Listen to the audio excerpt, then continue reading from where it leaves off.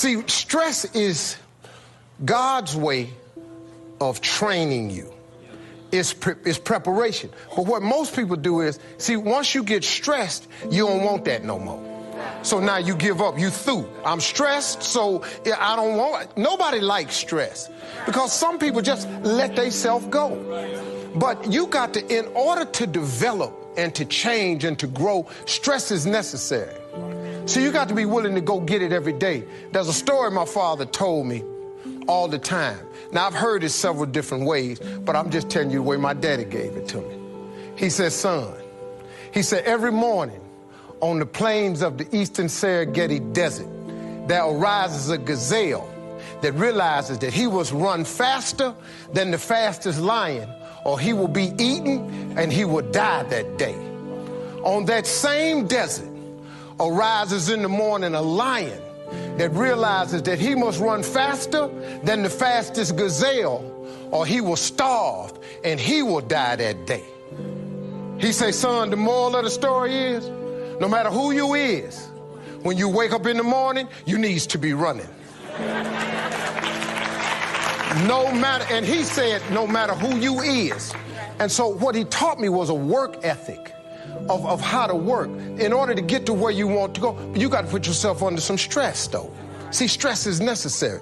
God is a trainer. This is what I done learned about it. See, I'm a seed. I really am.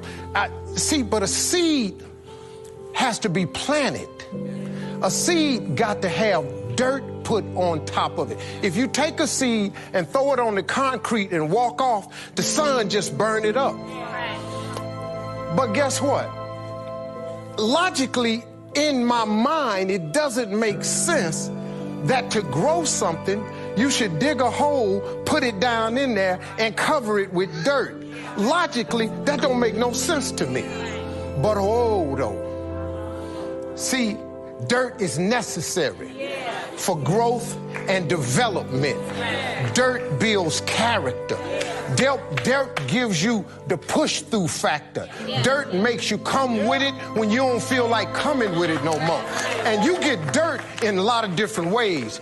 All of y'all that had dirt thrown on you. And dirt ain't always what you want.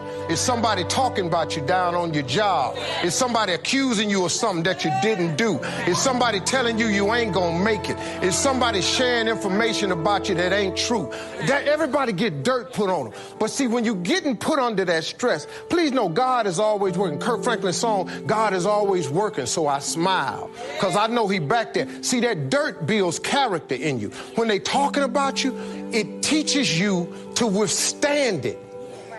Then it gives you something to push through. So when you put the seed and you put the dirt on it, if you understand stress, stress really ain't just dirt.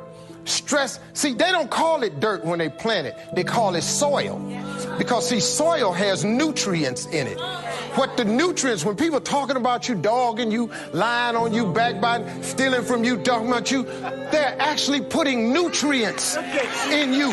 They're building character. You got character now. Because now the seed, if they put a camera under the ground, you'd have seen the seed sprout open and start coming through the dirt. Because the dirt is necessary so you can prove yourself.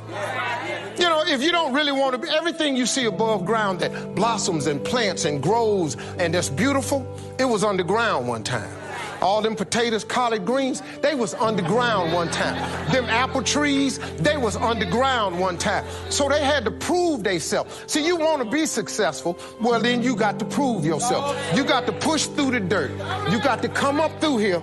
You got to come out. Then you sprout, and then Bishop say, then you become a tree. Next thing you know, you got fruit. So when you under stress, take the stress for what it is. Don't get fooled. Don't just think, I don't know, man, Lord must not mean for it to be. What you tripping for? What you talking about? How you think you gonna be a plant, a tree, a flower, a bush, and ain't no stress? How you gonna get to be that without no dirt? I expect people to talk about me. Matter of fact, I look forward to it now. Do your thing, because if I can weather what happened to me and my family earlier, you can bring whatever you got now. There's some more stuff going around now that's about to happen. Bring it. Because now I have developed a character. that is stress. I have soil, enough dirt on me that has provided me with nutrients. When I left college, I flunked out of college after 3 years. When I worked at Ford Motor Company, one of the last jobs I had because of the layoffs was they put me in the foundry. I learned a valuable lesson in the foundry because I used to be a foundry worker at Ford Motor Company. I'm now a spokesperson for Ford. Let me tell you how the flip went. A lot of people don't know, but in the foundry, they was making engine blocks. Engine blocks start with scrap metal. See, people, you think old cars just go away. No, they go to junkyards. Companies take this scrap metal and they melt the metal down. But it starts with scrap. They run it through a furnace, and when it gets in the furnace, they liquefy the metal.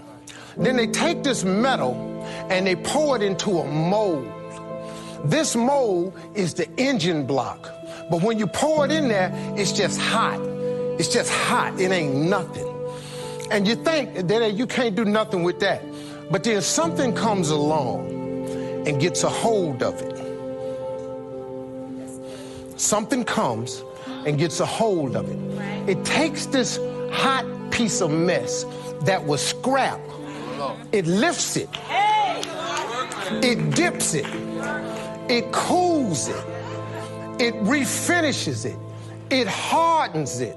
And then it puts it on a conveyor belt. When it come out the conveyor belt, my job was to hit it with a sludge hammer and knock the loose flashing out. That's empty, extra metal on it. And then you have an engine block. The basic of any engine is the block. You got a cracked block, you could throw that engine away. It don't work. But the block starts from scrap metal. This really how God do it, though. See, God takes scrap. All engine blocks is scrap. He takes scrap.